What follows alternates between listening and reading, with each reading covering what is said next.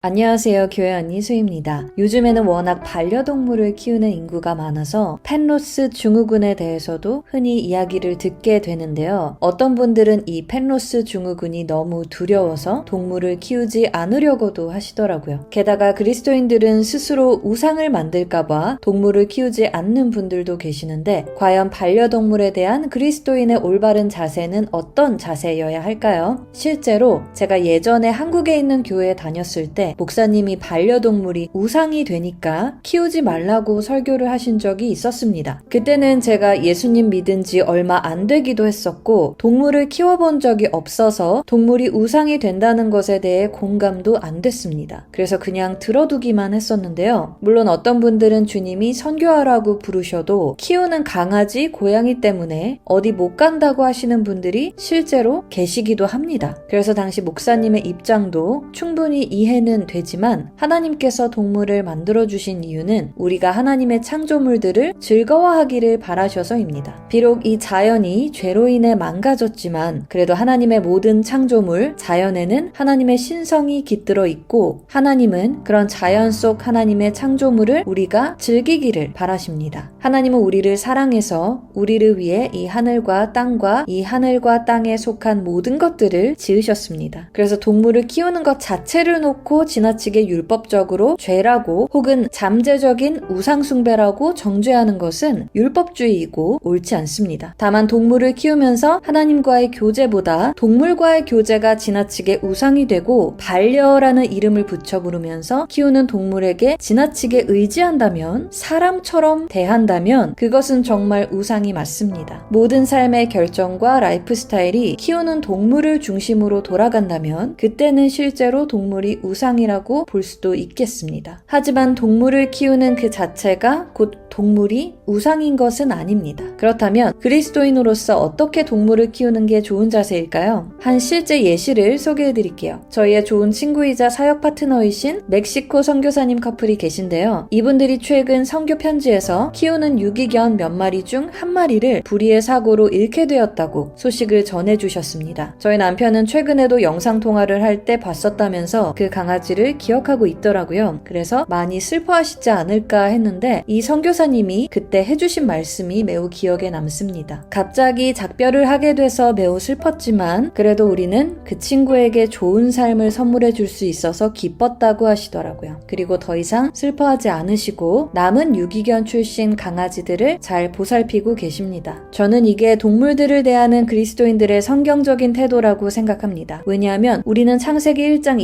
28절에 근거해 모든 만물을 다스리는 권세를 하나님으로부터 받았고 이 땅에 속한 동식물들을 하나님께 감사하는 마음으로 잘 관리하는 것은 의심할 필요 없이 성경적입니다. 그렇다면 키우던 동물이 죽으면 천국에 가나요? 이렇게 물으시는 분들이 계실 듯한데요. 사실 이 부분에 대해서는 저도 확실히 알 수는 없습니다. 일단 동물들은 영이 없기 때문에 거듭난 영만 갈 수 있는 천국에 이들이 갈 수 있다고 확실히 말할 수는 없습니다. 하지만 로마서 8장 19절에서 23절의 말씀을 한번 보겠습니다. 피조물이 고대하는 바는 하나님의 아들들이 나타나는 것이니 피조물이 허무한데 굴복하는 것은 자기 뜻이 아니요 오직 굴복하게 하시는 이로 말미암음이라. 그 바라는 것은 피조물도 썩어짐의 종노릇한 데서 해방되어 하나님의 자녀들의 영광에 자유에 이르는 것이니라. 피조물이 다 이제까지 함께 탄식하며 함께 고통을 겪고 있는 것을 우리가 아느니라. 그뿐 아니라 또한 우리 곧 성령의 처음 익은 열매를 받은 우리까지도 속으로 탄식하여 양자 될 것 곧 우리 몸의 속량을 기다리느니라. 이 말씀에 따라 모든 피조물도 원래는 영원히 살도록 지어졌는데 죄로 인해 이 땅에 속한 모든 피조물이 땅과 함께 타락해버려서 허무한데 굴복하고 죽어서는 썩을 수밖에 없는 고통스러운 결과에 원치 않게 놓여있기 때문에 이 피조물들도 우리처럼 영광의 속량을 기다리고 있다고 볼 수도 있습니다. 또 실제로 성경 곳곳에서는 천국에도 동물의 형상을 한 피조물들이 있음을 이야기하고 있습니다. 그렇다면 이 땅에서 만난 우리의 동물 친구들이 몸의 속량을 받아 천국에 있는 게 아닌가 볼 수도 있지만 그냥 처음부터 천국에 살도록 지어진 동물들일 수도 있죠. 우리가 정확히 알 수는 없습니다. 그러나 천국에서는 동물들이 이 땅에서처럼 서로 잡아먹고 해치는 것과 달리 늑대와 어린 양이 함께 살고 표범이 어린 염소와 함께 눕고 송아지와 어린 사자와 살찐 짐승이 함께 있고 어린 아이들도 함께 이들과 논다고 합니다. 또 무엇보다 우리 하나님께서는 워낙 좋으신 아버지이시죠. 우리 안에 소원을 두고 행하시는 분이라서 우리의 소원을 들어주기를 기뻐하십니다. 우리가 원한다면 우리가 사랑하는 동물 친구들을 천국에서도 만나게 해주실 수도 있는 분이시죠.